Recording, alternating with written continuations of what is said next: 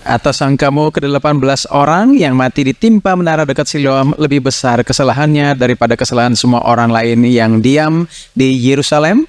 Tidak, kataku kepadamu, tetapi jikalau kamu tidak bertobat, kamu semua akan binasa dengan cara yang demikian. Atau sangkamu ke-18 orang yang mati ditimpa menara dekat Siloam lebih besar kesalahannya daripada kesalahan semua orang yang lain yang diam di Yerusalem?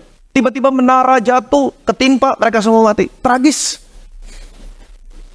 Apa yang ada dalam pikiran saudara kalau saudara melihat orang-orang Kristen yang lain mengalami nasib yang demikian? Pada umumnya, ini pasti dosa, ini pasti dosa. Tuhan kumpulin orang-orang dosa, Tuhan tiban. Betul? Dan Tuhan bilang, tidak. Kalau kamu nggak rubah pikiranmu, kamu akan binasa dengan cara yang demikian. Kenapa? Nggak ada semua yang baik. Nggak ada seorang pun yang baik. Kenapa? Kenapa mereka bisa mengalami nasib yang demikian? Karena dunia ini, dunia sudah jatuh. Semua orang bisa mati kapan saja.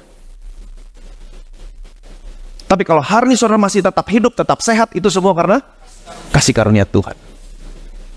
Ada begitu banyak kekuatan jahat dalam dunia ini yang menginginkan saudara dan saya mati. Ada begitu banyak. Tapi kalau hari ini kamu boleh ada sebagaimana kamu ada hari ini, sehat, kuat, diberkati, itu semua karena kasih karunia Tuhan. Jadi seharusnya saudara rendah hati dan berkata, Tuhan, kalau itu tidak menimpa saya, itu semua karena kasih karunia Tuhan. Aku bersyukur Tuhan, itu semua karena kasih karunia. Jadi stop membanding-bandingkan. Stop. Stop merasa dirimu lebih benar daripada orang lain. Stop. Nggak ada yang bilang amin. Stop membanding-bandingkan. Stop merasa dirimu lebih baik daripada orang lain. Stop. Kalau kamu lebih baik daripada orang lain, puji Tuhan. Kalau hari ini saudara merasa lebih baik daripada orang lain, puji Tuhan. Itu semua karena kasih. Tapi kalau saudara merasa belum lebih baik daripada orang lain, minta kasih karunia Tuhan. Supaya kasih karunia Tuhan mengubahkan kamu. Dan pada akhirnya kamu bisa menjadi sama seperti Yesus. Disempurnakan terus. Amin. Jadi ingat baik-baik, kita butuh kasih karunia Tuhan dalam hidup ini. Seberapa banyak saudara butuh kasih karunia Tuhan dalam hidup ini? Seberapa banyak? Banyak orang yang berkata, wah kita lakukan bagian kita Pak. Biar selebihnya Tuhan yang lakukan. Saudara kasih sisa sama Tuhan. Kita lakukan yang terbaik, selebihnya kasih karunia Tuhan. Bagian yang terbaik yang bisa saudara lakukan adalah menyadari sesungguhnya saudara dan saya nggak ada bagiannya sama sekali. Waktu kamu menyadari saya nggak ada bagiannya sama, semua karena kasih karunia, itu bagian yang terbaik. Itu bagian yang terbaik. Jadi semua karena kasih karunia Tuhan. Jadi mulai hari ini tinggalkan semua kekuatan manusia dan mulai beralih kepada kasih karunia Tuhan. Kasih karunia Tuhan sanggup memberikan kepada saudara apa yang dunia nggak bisa berikan. Saudara masih ingat waktu bangsa Israel mau makan burung puyuh di padang gurun? Masih ingat? Bagaimana caranya mereka bisa dapat burung puyuh? Bagaimana caranya? Kalau saudara tinggal di padang gurun, disuruh berburu burung puyuh, berapa yang bisa saudara dapat? Seekor pun juga saya jamin gak akan pernah bisa dapat. Karena itu bukan habitatnya.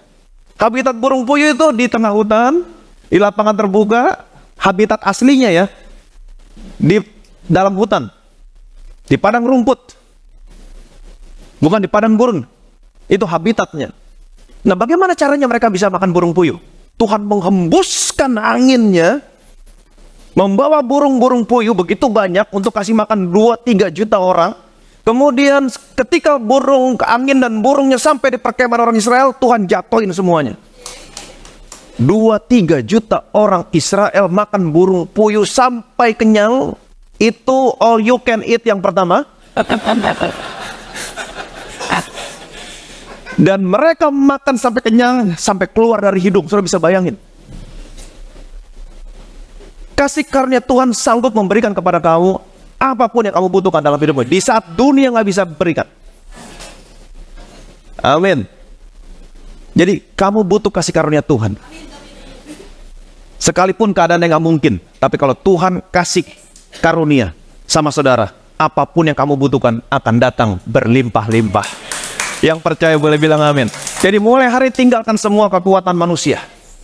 Betul? Mulai beralih kepada kasih karunia Tuhan. Jangan berkata, saya bisa, saya sanggup, saya mampu. Gampang itu. Jangan. Sekalipun saya bisa, saya sanggup, saya mampu, di atas kertas berhasil, tetap saya sujud sama Tuhan. Tuhan, saya minta kasih karuniamu Tuhan. Kenapa? Karena hanya kasih karuniamu yang membuat apa yang saya rancangkan ini berhasil. Minta kasih karunia Tuhan. Tinggalkan semua kekuatan manusia. Belajar dari bangsa Israel yang hidup di padang gurun. Bagaimana caranya mereka hidup? Tuhan mengatur mereka berkemah. Semua mengelilingi kemah suci, di mana di atasnya ada tiang awan, tiang api. Saudara bisa bayangin, bangun pagi melek, lihat Yesus. Setiap hari beraktivitas, selalu lihat Yesus. Mau tidur, lihat Yesus. Kalau mereka hidup di padang gurun 2-3 juta orang hanya mengandalkan kekuatan manusia. Pikirin, bagaimana caranya mereka makan? 2-3 juta orang. Seberapa besar logistiknya? Makan 3 kali sehari, 40 tahun. Seberapa besar logistiknya? Seberapa banyak beras yang harus mereka kumpulin? 2-3 juta orang. Seberapa besar logistiknya? Seberapa banyak toko baju yang dibutuhkan untuk pakaian mereka selama 40 tahun? Saya bisa bayangin. Tapi selama 40 tahun, bangun pagi setiap hari sebelum tidur, mereka hanya melihat tiang awan, tiang api. Mereka hanya kasih karunia Tuhan. Semua kasih karunia Tuhan. Apa yang terjadi? 40 tahun. Mereka tidak pernah kekurangan makanan 1 detik pun. Mana nggak pernah terlambat turun. Nggak pernah terlambat turun mana. Waktu mereka masih tidur, mana udah turun. Lihat pemeliharaan Tuhan. Jadi jangan pernah takut. Kalau kamu hanya berharap kepada kasih karunia Tuhan, pertolongan Tuhan nggak pernah terlambat. Mau makan daging, daging datang. Baju 40 tahun nggak pernah rusak. Sepatu nggak pernah rusak. Nggak pernah. Jadi mulai hari ini, tinggalkan semua kekuatan manusia. Dan mulai hari ini, hanya berharap kepada kasih karunia Tuhan. Setiap hari, Tuhan, saya minta kasih karuniamu untuk kesehatan saya. Saya minta kasih karuniamu Tuhan untuk keluarga saya. Saya minta kasih karuniamu untuk studi anak saya. Saya minta kasih karuniamu untuk karir saya Tuhan. Saya minta kasih karuniamu untuk bisnis saya. Saya minta kasih karuniamu untuk relationship saya.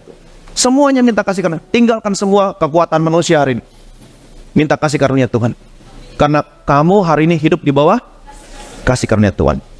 Apapun yang kamu butuhkan, di saat dunia nggak sanggup, Tuhan sanggup memberikan sama saudara. Yang percaya boleh bilang amin.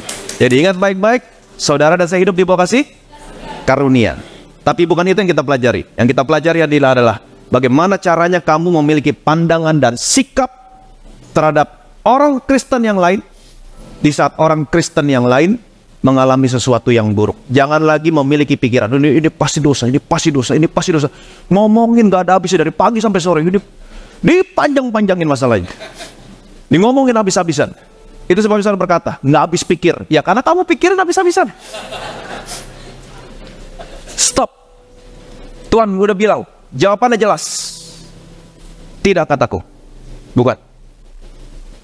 Tapi kalau kamu nggak rubah pikiran, kamu akan binasa dengan cara yang demikian. Tapi puji Tuhan, hari ini kamu ada di bawah kasih karunia Tuhan. Kamu terproteksi sempurna. Jadi kalau hari ini kamu ada, boleh mana sebagaimana kamu ada, kamu tidak mengalami sesuatu yang buruk, orang lain kelaparan, kamu tetap cukup, malah berkelimpahan, itu semua karena kasih karunia Tuhan. Jadi kalau kita lihat orang lain mengalami sesuatu yang buruk, doakan orang itu